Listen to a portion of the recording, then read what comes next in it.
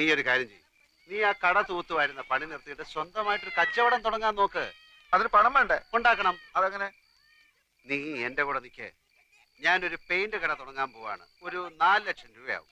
പണം കായ്ക്കുന്ന മരം എന്തെങ്കിലും നട്ടുപിടിപ്പിച്ചിട്ടുണ്ടെങ്കിൽ 4 ലക്ഷം. എടാ ബാങ്ക് തരും. മാനേജറെ പോയി കണ്ടു, നല്ല അമ്പോറ്റി ഒരു സിംഗ് ലോണിനുള്ള ആപ്ലിക്കേഷൻ കൊടുത്തു. അടുത്ത ആഴ്ച കാശ് കിട്ടും. അപ്പൊ കൂട്ടാ നമ്മളെ അങ്ങനെ മണ്ടനാക്കല്ലേ? നിനക്ക് എന്നെ വിശ്വാസം ഇല്ലെങ്കിൽ നീ എന്റെ കൂടെ വാ. ബാങ്ക് മാനേജറുടെ വായിൽ തന്നെയൊക്കെ 2 ലക്ഷം രൂപ ഡിപ്പോസിറ്റ് കൊടുത്താൽ 10 ലക്ഷം രൂപയുടെ സ്റ്റോക്ക് വരും. വിറ്റിട്ട് 3 മാസം കൊണ്ട് പൈസ തിരിച്ചു കൊടുത്താൽ മതി. കടയുടെ വാടക 1.25 ലക്ഷം രൂപ. പോയിട്ട് 75,000 25,000 വീട്ടിലേക്ക് അയച്ചു കൊടുത്താലും കുറെ നാളത്തേക്കുള്ള കേസും ഫീസും നടക്കും. ബാക്കി 50,000 15,000 കൊണ്ട് ആ മറ്റേ മോട്ടോർ ബൈക്ക് മാറാടിയുടെ മുഖത്ത് വലിച്ചോണ്ട് കൊടുക്കും. ബാക്കി 35,000 15,000 കൊണ്ട് അന്തസ്സുള്ള വൃത്തിയായിട്ടൊരു സ്ഥലം താമസിക്കാൻ. അപ്പൊ മൈമനയുടെ 3,000 അത് കൊടുക്കും. പോയിട്ട് 22,000. അത് ഞാൻ എന്ത് ചെയ്യുന്നറിയോ? കൊറേ കുപ്പായം വാങ്ങും, കൊറേ സിനിമകൾ. എടാ മണ്ട മുത്തപ്പ, അത് ഞാൻ നിനക്ക് തരും. ഒരു ജ്യൂസ് കട തുടങ്ങാൻ.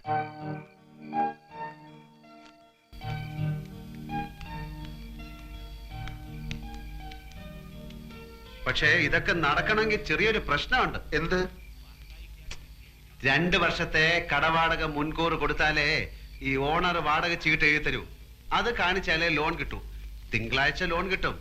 5 ദിവസത്തേക്ക് ഒരു 1.25 ലക്ഷം രൂപ ലോൺ കിട്ടി അപ്പൊ തന്നെ തിരിച്ചു കൊടുത്തേക്കാം. നിനക്കാരാ എത്ര ഉറുപ്പ്യ കടം തരിക? നീ വിചാരിച്ചാലേ നടക്കും. നീ വിചാരിച്ചാലേ നടക്കും. അതെങ്ങനെ? നിന്റെ മാമ എടുത്ത് ചോദിച്ചാൽ. ആ നടന്നു തന്നെ.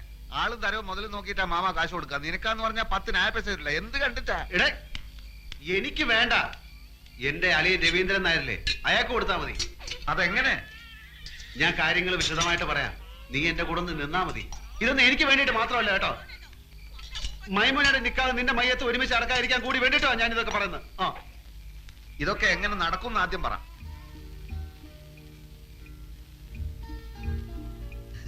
ഞമ്മളിപ്പോ വന്നത് മാമാന്റെ അടുത്ത് ഒരു രഹസ്യം പറയാനാണ്. ഏത് ലക്ഷാധിപതികൾക്കുണ്ടല്ലോ ഇടയ്ക്ക് പണത്തിനൊരു വലിച്ചല്. മൂപ്പരുടെ അളിയന് പുറം രാജ്യത്ത് നിന്ന് ഒരു ബെൻസ് കാർ വന്നു. 50 ലക്ഷത്തിന്റെ. നാളെ കാർ എടുക്കണം. നോക്കുമ്പോ 1.25 ലക്ഷത്തിന്റെ കുറവ്. കുടുങ്ങിയ മാർവാടികൾ എത്ര ലക്ഷം വേണമെങ്കിലും കൊടുക്കും. പക്ഷെ അതിന്റെ പലിശയെ അവര് വാങ്ങും. ഈ പലിശ മാമാക്ക് കിട്ടിയ ചില്ലറ കാര്യമാണോ?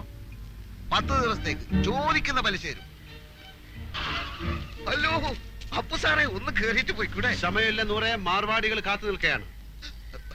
മാമ വിടല്ലേ മാമ, മുറുക്കി പിടിച്ചോ, കേറി വരാൻ പറ. ആ വരി ഒന്നുമില്ലേ, നമ്മൾ നാട്ടുകാരല്ലേ. ഇല്ല സമയമില്ല, അതുകൊണ്ടാ. മാർവാടിക്ക് നിങ്ങളെ അളിയൻ കത്ത് തന്നിട്ടുണ്ടാ? തന്ന് കണ്ട ഇംഗ്ലീഷിലാണ് എഴുത്ത്.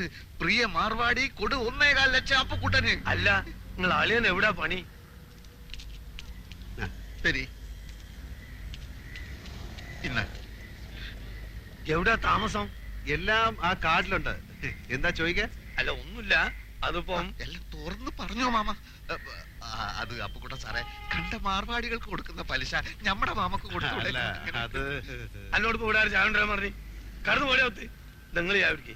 അല്ല നിങ്ങൾ ഈ 1.25 ലക്ഷത്തിന് മാർവാടിക്ക് എന്ത് പലിശ കൊടുക്കും? അളിയന് പലിശ അല്ല പ്രശ്നം. കാര്യങ്ങൾ നല്ല വെട്ടിയും തീയും പോലെ നടക്കണം. പലിശ എത്ര വേണമെങ്കിലും കൊടുക്കും. 1.25 ലക്ഷം എടുത്ത് കൊടുക്കും മാമ. ഇവിടെ ഉദ്യോഗമോ ബിസിനസ്സോ ഇല്ലാത്ത ആൾക്കൊന്നും പണം കൊടുക്കൂല. ഒരു കാര്യം ചെയ്, ഞാൻ നാളെ നിങ്ങൾ അളിയന്റെ വീട്ടിലേക്ക് വരാം. നിങ്ങൾ അവിടെ ഉണ്ടാവുമല്ലോ. നാളെ ഞാൻ ഉണ്ടാവില്ല. ഞാൻ ഡൽഹി വരെ ഒന്ന് പോകും. അതെന്തിന്? ഒരാളെ കാണാൻ 3-4 ദിവസം കഴിഞ്ഞ് വരും. എന്റെ നൂറേ, എടാ നൂറേ. എന്താ മാമ? എന്റെ കൂട്ടുകാരൻ പോവാണ്. 100 രൂപ. ഇല്ല, ഓൻ വരുന്നില്ല. ഓൻ ഇവിടെ പണിയുണ്ട്. നിങ്ങൾ പോയിക്കോളി. അപ്പൊ ശരി. ലേശം കാര്യം. എന്ത് കാര്യ മാമ? ഈ എന്തിനാണ് ഇപ്പൊ അർജന്റ് ആയിട്ട് അടുക്കളയിൽ പോയത്? കപ്പുണ്ടൊക്കെ? എടാ പ്രായം കഴിഞ്ഞ ഒരു പെൺകുട്ടിയില്ലാവത്ത് എത്ര കിട്ടിയാലും പഠിക്കൂലെന്ന് വെച്ചാല്.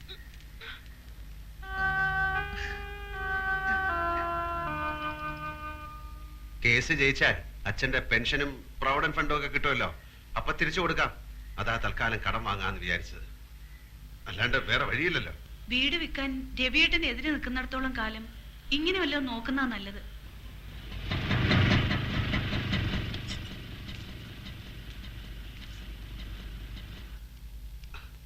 അവരെ കാണുന്നില്ലല്ലോ. 10:30 മണിക്ക് വരാന്ന് പറഞ്ഞ 2 ദിവസം ഞാൻ കുളിക്കുകയോ ഷേവ് ചെയ്യുകയോ ഒക്കെ ചെയ്തു. അതിനെന്താ, ചേട്ടൻ ഇവിടെ കുളിക്കാലോ.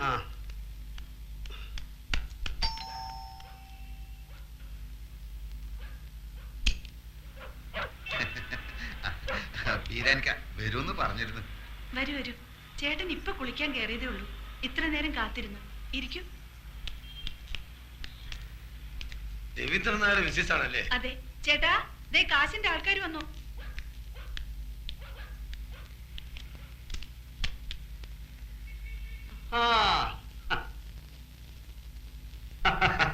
ബീരാനിക്കല്ലേ?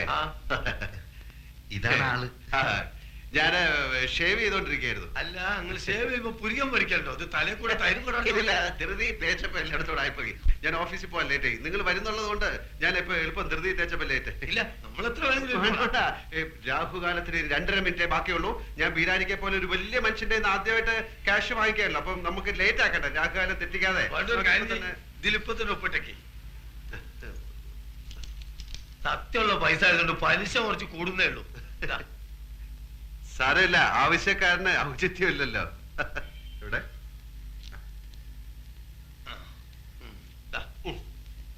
ഇതൊരു 40 ഉറുപ്പിയുടെ കുറവുണ്ടാവും. കാരണം ഞാൻ ഓട്ടോറിക്ഷ എടുത്ത് വന്നാണ് ഇങ്ങോട്ട്. അതിന് കൊടുത്ത് നിങ്ങൾ ആവശ്യത്തിന്. സാരമില്ല, ഞങ്ങൾ ആദ്യമായിട്ടാണ് അന്യനായ ഒരാളുടെ കയ്യിൽ നിന്ന് പൈസ കടം വാങ്ങിക്കുന്നല്ലേ. ഞാനും ആദ്യമായിട്ടാണ് ഇത്ര വലിയൊരു എമൗണ്ട് കടം കൊടുക്കണേ. ഇങ്ങനൊരു നിവർത്തിയോട് വന്നതുകൊണ്ട്. പിന്നെ ഞാനൊന്ന് പോയി കുളിച്ച് റെഡി ആയിട്ട് വരാം. Okay okay okay. അപ്പൊ ഇന്ന് 11, അടുത്ത 21-ന്. അതെല്ലാം നമ്മൾ പറഞ്ഞ മാതിരി 100 പറഞ്ഞില്ലേ? 100 പറഞ്ഞു, എന്നാലും പോലല്ലോ, നമ്മൾ തമ്മിലൊന്നും ഉറപ്പിക്കണ്ടേ. ഞാൻ വാക്ക് മാറില്ല ബീരാനിക്ക, നിങ്ങൾ ധൈര്യമായിട്ട് എന്നാ പിന്നെ നമ്മൾ പോയിട്ട് വരാം. വരി, അപ്പൊ നമ്മളെ പറഞ്ഞ പോലെ. മാനേജർ സർദാർജി തിങ്കളാഴ്ച ലോൺ ശരിയാക്കാം എന്ന് വാക്ക് തന്നു. 100 സന്തോഷം കൊണ്ട് തുള്ളിച്ചാടി.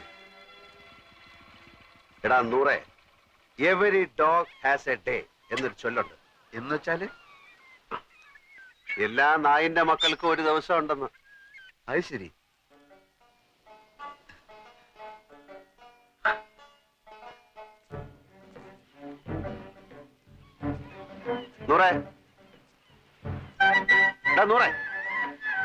ഉപദ്രവിക്കല്ലേ, ഞമ്മളൊരു കിനാവ് കാണാണ്. പണമില്ലാത്ത ഒരു കിനാവ് കാണാൻ പാടില്ല എന്നാ പറയാ. ഞമ്മളിൽ ഇപ്പൊ പണമുണ്ടല്ലോ, ഞമ്മളും കാണണ്ട ഒരു കിനാവ്. വലിയ നിധി കിട്ടിയവൻ കാണുന്ന ഒരു കിനാവ്, കിനാവ്, കിനാവ്. വലിയ പാദുഷമാര് കാണുന്ന ഒരു കിനാവ്, ഒരു കിനാവ്, കിനാവ്.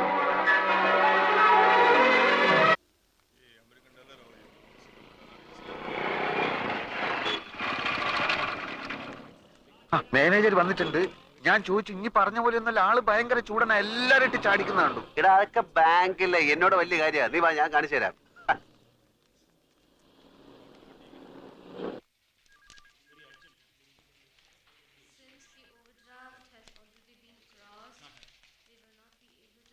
ഉച്ചക്ക് ഞാൻ വരില്ല. ഇവിടെ കഴിച്ചോളാന്ന്. ഇവിടെ നേരത്തെ ഇരുന്ന മാനേജർ ഒരു സർദാർജി മൊത്തം കുളമാക്കിട്ട് പോയിരിക്കാണ്. വേണ്ടെന്ന് പറഞ്ഞില്ലേ? സാറ് പുതുതായിട്ട് വന്നാണല്ലേ? നേരത്തെ ഇരുന്ന സിംഗ് സാറിനെ എനിക്കറിയാം. സാറിന് പൂ. സാറിന്റെ പൂ എടുത്തോണ്ട് പോണോ? പൂ എനിക്ക് അലർജിയാ.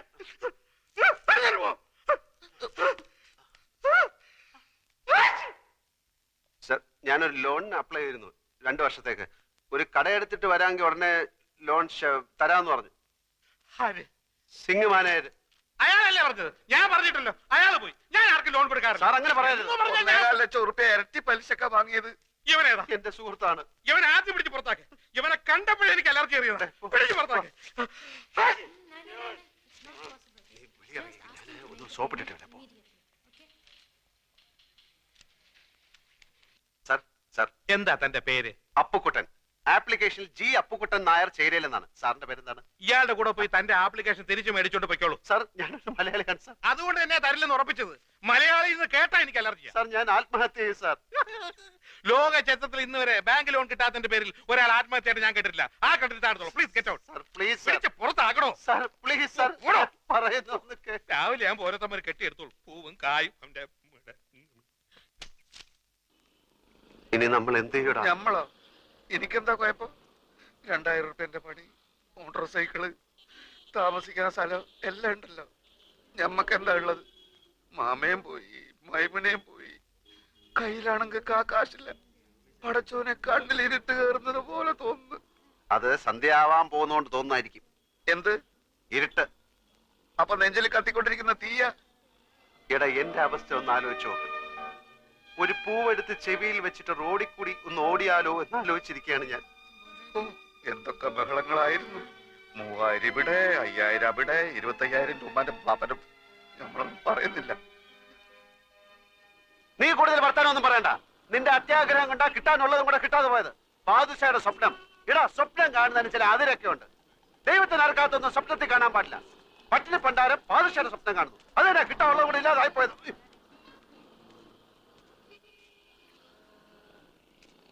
എടോ, എന്റെ വണ്ടി നമ്പർ ട്രാഫിക്കാരൻ കുറിച്ചെടുത്തോണ്ട് പോകുന്നു. ഇതിന്റെ കുറ്റിപ്പറയല്ല. അവിടെ ഇവിടെ വണ്ടി വെച്ച് കഴിഞ്ഞാല് ട്രെയിന് വന്ന് എടുത്തോണ്ട് പോകും.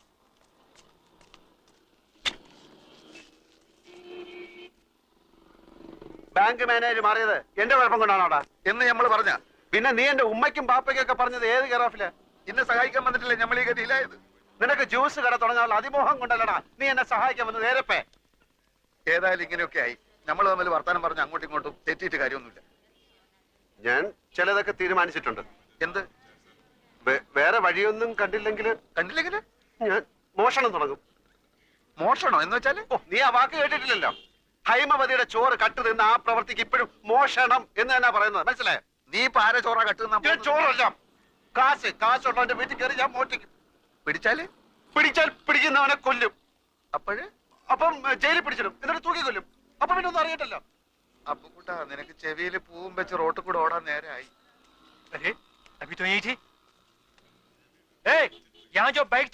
അതെടുത്ത് അപ്പുറത്ത് മാറ്റി വെച്ചിട്ടുണ്ട്. മാസം അടയ്ക്കാനുള്ള കാശ് അടയ്ക്കാത്തോണ്ട് മാർവാടി ബൈക്ക് എടുക്കാൻ ചട്ടമ്പികളെ അയച്ചിരിക്കുകയാണ്. ഓ ഗാഡിയിലേക്ക്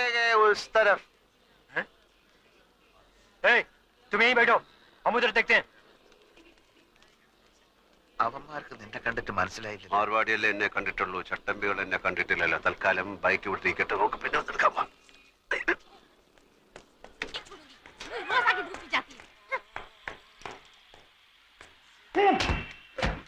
എവിടെയായിരുന്നു ഇന്നലെ രാത്രി മുഴുവൻ? ഇന്നലെ രാത്രി പാതി ചത്തൊരു ശവത്തിനെ നാട്ടുകാരെല്ലാം കൂടെ എന്നെ മടിയോട്ട് വെച്ച് തന്നില്ലേ. അവളെ താങ്ങി പിടിച്ചോണ്ട് ഞാൻ ആശുപത്രിയിലോട്ട് ചെന്നു. അവിടെ കുറെ പണ്ടാരങ്ങൾ എന്നെ പിടിച്ചു വലിച്ച് ആശുപത്രിയിലോട്ട് കയറ്റി. എന്നിട്ട് ഏതാണ്ട് ചവറ് പേപ്പറിലൊക്കെ ഒപ്പിടാൻ പറഞ്ഞു. ആ വെപ്രാളത്തിൽ ഞാൻ അവര് പറയുന്നിടത്തൊക്കെ ഒപ്പിട്ടു. അതോടെ ഞാൻ അവളുടെ നായരുമായി. എന്നിട്ട് ഈ പെട്ടി എന്റെ തലയിലോട്ട് വെച്ച് എന്നിട്ട് അവിടെ കുത്തിരിക്കാൻ പറഞ്ഞു. എങ്ങനെയെങ്കിലും ഇതും കൊണ്ട് രക്ഷപ്പെടാന്ന് വിചാരിച്ചപ്പോ നിന്റെ മുടിഞ്ഞ മാമ ഒലക്കയുടെ മൂടും അന്വേഷിച്ചോണ്ട് കുറെ പോലീസുകാരായിട്ട് അവിടെ കളഞ്ഞു നടക്കുന്നു. ഇനി അയാളുടെ കണ്ണി പെട്ടിട്ട് പുലിവാലാക്കണ്ടെന്ന് കരുതി നിധി കാക്കുന്ന ഭൂതത്തെ പോലെ ഈ പെട്ടിയും കെട്ടിപ്പിടിച്ചോണ്ട് ഞാൻ അവിടെ ഇരിക്കുക. നേരം വെളുത്തപ്പോ അവളുടെ തന്തയെ കുറെ ആൾക്കാർ ഒരു പട പോലെ അലറി വിളിച്ചോണ്ട് ആശുപത്രിയിലോട്ട് വന്നു. ആ തന്ത എന്നെ കണ്ടത് അലച്ചു തല്ലി എന്റെ കാലിലോട്ടും പിന്നെ അവിടുത്തെ തലയും കുത്തി താഴോട്ടും. വെട്ടിയിട്ടവൾ ഒരു സൈഡിലെ പെണ്ണും അവസാനത്തെ വലിയ വലിച്ചോണ്ട് തന്ത അപ്പുറത്തും. ആ തക്കത്ത് ഞാൻ ഈ പെട്ടി എടുത്തോണ്ടെങ്കിൽ ചാടി. അവൾ ഏതാണ്ട് കോടീശ്വരന്റെ മകളാണെന്ന് പറഞ്ഞ അതിലുണ്ടോ ഇരുത്തി. നീ ആ പെട്ടി തുറന്ന് നോക്കുക, അതിനകത്ത് എത്ര രൂപ ഉണ്ടെന്ന് എനിക്കറിഞ്ഞൂടാ. ചെറുതാണെങ്കിലും വിലയുള്ള പെട്ടിയാ. അകത്ത് കാര്യമായിട്ട് എന്തെങ്കിലും കാണാണ്ടിരിക്കില്ല. നിനക്ക് എന്റെ പേരറിയോ? അപ്പൊ കൂട്ടാൻ അത് പണ്ട്, ഇപ്പൊ ആൽഫി. ആൽഫി? അതെന്താ തിന്നുന്ന സാധനത്തിന്റെ പേരല്ലേ? അല്ല, അത് കുൽഫി. അതെ, കുൽഫി. ഇത് ആൽഫി, ആൽഫ്രഡ് ഫെർണാണ്ടസ്. ആ പെണ്ണ് തന്തയായിട്ട് പിണങ്ങിയിട്ട് പ്രേമിച്ച് കെട്ടിയവന്റെ പേര്. അപ്പൊ അവനോട് പോയി? ഈടെ അവനെ ആരും കണ്ടിട്ടില്ല. അതല്ലേ എല്ലാരും കൂടെ എന്നെ പിടിച്ച് അവനാക്കിയത്. എന്നാലും അവനോട് പോയി? ഈടെ അവനെ ആരും കണ്ടിട്ടില്ലെന്ന്. ഈ പെണ്ണ് മാത്രമേ കണ്ടിട്ടുള്ളൂ. അവള് കണ്ണും മൂക്കും തളർന്ന് നടക്കുന്നവര് വാ തുറന്നൊന്നും മിണ്ടാൻ കഴിയുന്നില്ല. എന്റെ ഗതികളല്ല എന്ന് പറയാൻ. എന്നാലും അവനവിടെ പോയി? അവനെ കണ്ടിട്ടില്ലെന്ന് പറഞ്ഞാ തുറന്നു. ഇതെന്താ വലിയ പെട്ടിക്കകത്തൊരു ചെറിയ പെട്ടി? വെട്ടിയല്ലടാ, കമ്പ്യൂട്ടർ.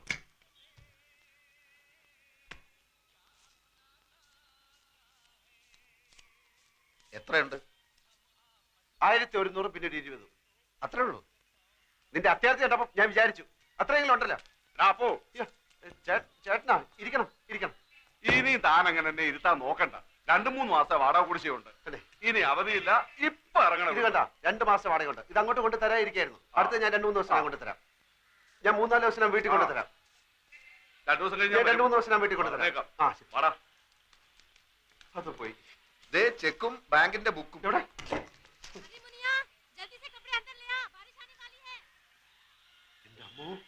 23 ലക്ഷം അവളുടെ അക്കൗണ്ടിൽ ബാങ്കിലുണ്ട്.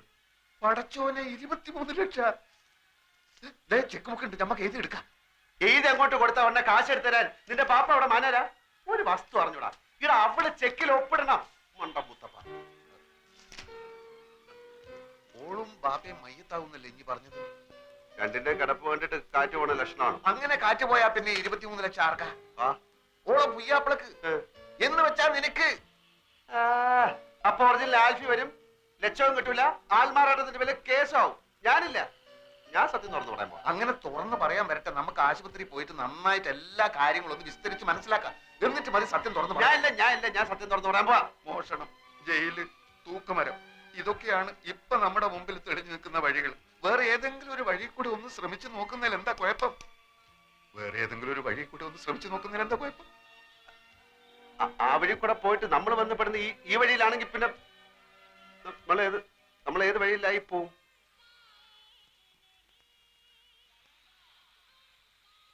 പോയി നോക്കണോ?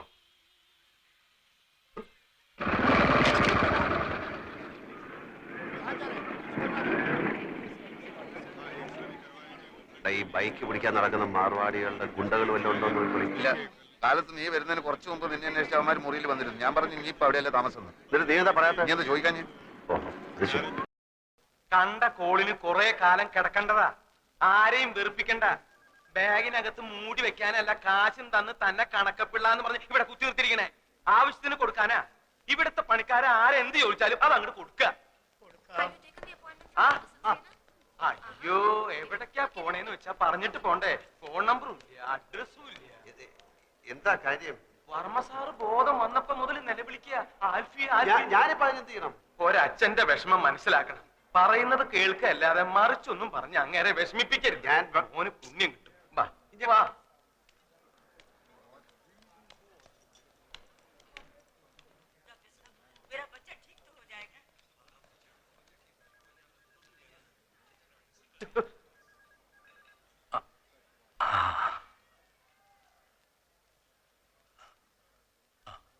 അടുത്തു വരൂ.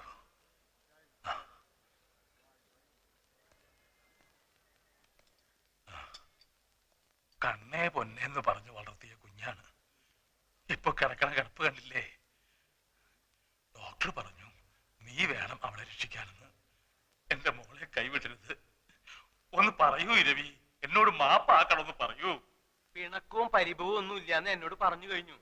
എല്ലാം ഞാൻ പറഞ്ഞു മനസ്സിലാക്കിച്ചോളാം. വർമ്മ സാറ് വെറുതെ വിഷമിച്ച് പ്രഷർ കൂട്ടണ്ട.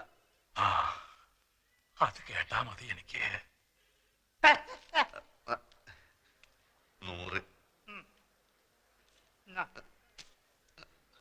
100 എടോ, ആദ്യം പറഞ്ഞോളൂ 200, 100, 100, 100, 200, 300 എത്ര വേണമെങ്കിലും തരാം. പിന്നെ അവിടെ ചെന്ന് കിട്ടിയില്ല എന്ന് കംപ്ലൈന്റ് പറഞ്ഞു. നന്ദി വേണടാ, നന്ദി. എനിക്ക് ചില കാര്യങ്ങൾ അറിയാനുണ്ടായിരുന്നു. എന്ത് കാര്യം? ചന്ദ്രയ്ക്ക് രാവിലെയാ ബോധം തെളിഞ്ഞത്. എല്ലാം കാണാം, എല്ലാം കേൾക്കാം, എല്ലാം മനസ്സിലാക്കാം, പക്ഷെ സംസാരിക്കാൻ കഴിയില്ല. കഴുത്തിന് താഴെ ആകെ തളർന്നിരിക്കുക. ഒരു സ്ട്രേഞ്ച് കേസായിട്ടാണ് എനിക്ക് തോന്നുന്നത്. പക്ഷെ പ്രതീക്ഷയ്ക്ക് വകയുണ്ട്. രോഗിയുടെ മനക്കരുത്താണ് ഇവിടെ പ്രധാനം. ഒരു മിറക്കിൾ സംഭവിച്ചാൽ നാളെ തന്നെ എഴുന്നേറ്റ് നടന്നു എന്ന് വരാം, ചിലപ്പോ 4 വർഷമായി എന്നും വരാം. എല്ലാം തന്റെ കയ്യിലാണ്. ജീവിക്കണമെന്ന മോഹം എത്രയും കൂടുന്നോ അത്രയും പെട്ടെന്ന് ചന്ദ്രിക സുഖം പ്രാപിക്കും. ആ മോഹം ഉണ്ടാക്കേണ്ടത് നിങ്ങളാണ്. നിങ്ങളാണ് എല്ലാവരുടെയും ഒരേ ഒരു പ്രതീക്ഷ. How is she? എല്ലാം നോർമൽ.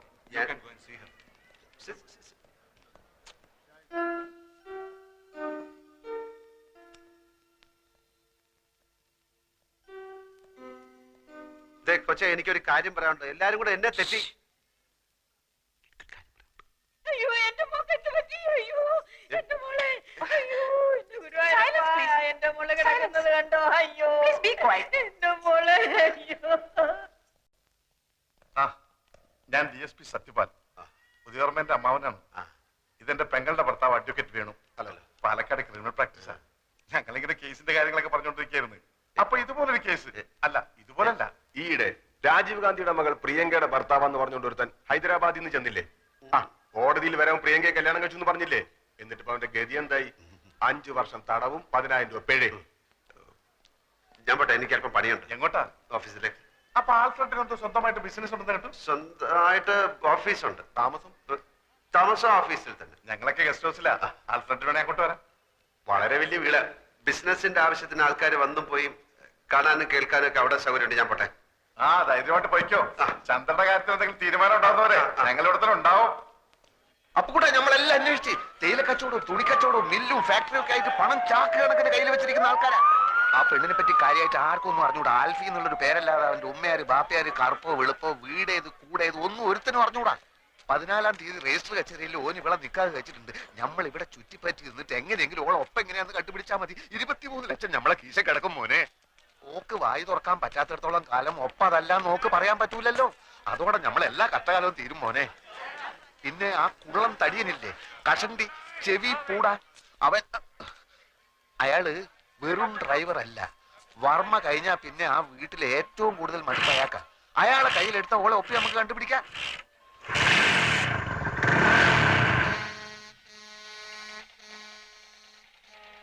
നീ എന്താടാ ഒന്നും മിണ്ടാത്തത്? നീ പടച്ചോനെ കണ്ടിട്ടുണ്ടാ? ഇല്ല, കണ്ടിരുന്നെങ്കിൽ ഒന്ന് ചോദിക്കായിരുന്നു എന്തിനാ ഇങ്ങനെ എന്നെ പടച്ചു വിട്ടതെന്ന്. എന്നാ പടച്ചോനെ നമ്മള് കണ്ടിട്ടുണ്ട്. എവിടെ വെച്ച്? പലയിടത്തും വെച്ച്, പല രൂപത്തിൽ. ഒരിക്കല് ബസ്സിൽ ടിക്കറ്റ് എടുക്കാൻ 20 പൈസ കുറവായപ്പോ സ്കൂളിൽ പഠിപ്പിച്ച പണിക്കര മാഷ രൂപത്തിൽ വന്ന് 20 പൈസ തന്ന്. പിന്നൊരിക്കൽ എടപ്പള്ളി പെരുന്നാളിന് കാശില്ലാണ്ട് ബെശന്ന് വലഞ്ഞപ്പോ ഒരു ദുബായിക്കാരന്റെ രൂപത്തിൽ വന്ന് ബിരിയാണി വാങ്ങി തന്നു. അങ്ങനെ കഷ്ടപ്പെടുന്ന നമ്മളെ മുമ്പിൽ പല രൂപത്തിലാണ് പടച്ചോൻ വരിക. ഇപ്പൊ ഈ ചന്ദ്ര എന്ന് പറയുന്ന പെണ്ണിന്റെ രൂപത്തിലാണ് വന്നിരിക്കുന്നത് എന്ന് വെച്ചോളി. ഞമ്മള് പാതി പടച്ചോൻ പാതി എന്നാ. പടച്ചോന്റെ പാതി പടച്ചോൻ ചെയ്തു, ഞമ്മളെ പാതി ഞമ്മള് ചെയ്യണം. നീ ചെകുത്താനെ കണ്ടിട്ടുണ്ടാ? ഉണ്ടല്ലോ ഞമ്മളെ മാമ. അതൊക്കെ കുഞ്ഞ് ചെകുത്താൻ. വലിയ മലയിടത്ര ഉള്ളതുണ്ട്. അതായിട്ടായിരിക്കും ചിലപ്പോ ഒറിജിനൽ ആൽഫി വരുന്നത്. അപ്പൊ പടച്ചോനും കാണൂല, ആരും കാണൂല. ഞാൻ ഒറ്റയ്ക്ക് കൈയും കാലും ഇട്ട് അടിക്കേണ്ടി വരും. ഓരോ പുലിവാലും കൊണ്ടുവന്നിരിക്കുന്നു. ഒരു കാര്യം ഇനി മറക്കല്ലേ, ആകെ മുങ്ങി നിക്ക നമ്മള്. നൂറെ, എനിക്ക് ആ പെങ്കൊച്ചിന്റെ കിടപ്പ് കണ്ടിട്ട് തട്ടിപ്പ് കാണിക്കാൻ തോന്നുന്നില്ല. ഓ, അതാണെന്ന് എനിക്ക് വിഷമം. നാട്ടിൽ കിടന്ന് കഷ്ടപ്പെടുന്ന നിന്റെ അച്ഛനെയും പെങ്ങളെ ആലോചിച്ചിട്ട് എനിക്ക് വിഷമില്ല. എപ്പോഴോ കുറെ ഐസ് മുട്ടായി വാങ്ങിച്ചു തന്നൊന്നും പറഞ്ഞിട്ട് അതിന്റെ നന്ദി കാണിക്കാൻ വേണ്ടി നിന്റെ പിന്നാലെ ഇറങ്ങി തിരിച്ച എന്റെ ഇപ്പോഴത്തെ സ്ഥിതി ആലോചിച്ചിട്ട് എനിക്ക് വിഷമമില്ല. എങ്ങാണ്ടെന്നോ വന്ന ഒരു പൂത്ത കാശുകാരി പെണ്ണിന്റെ കിടപ്പ് കണ്ടപ്പോ നിന്റെ ചങ്ക് നൊന്തുവല്ലേ. നമ്മളെ പെണ്ണിനെയും മാമാനെയും പറ്റിച്ചപ്പോ ഇല്ലാതിരുന്ന നിന്റെ ഈ വിഷമം ഇപ്പൊ നമ്മളെ കാണിക്കാനുള്ളതല്ലേ. 23 ലക്ഷം ഒറ്റക്കടിച്ച് മുങ്ങാനുള്ള പരിപാടിയാണെങ്കിൽ അത് പറഞ്ഞാൽ മതി. എനിക്കിന്റെ കാശ് വേണ്ട. നീ വലിയ പണക്കാരനാവുമ്പോ മാമേന്റെ പൈസ കൊടുത്തില്ലെങ്കിൽ ആ പാവം മൈമുനേന്റെ 3000 രൂപയെങ്കിലും കൊടുത്തേക്കണം. എനിക്ക് അവളെ കിട്ടിയിട്ടില്ലെങ്കിൽ സാരമില്ല. ആ പാവത്തിനെ പറ്റിച്ചാൽ നീ ഒരു കാലത്തും കൂടെ പിടിക്കില്ല. ഞാനും നീയായിട്ട് ഇനി ഒരു ബന്ധവുമില്ല.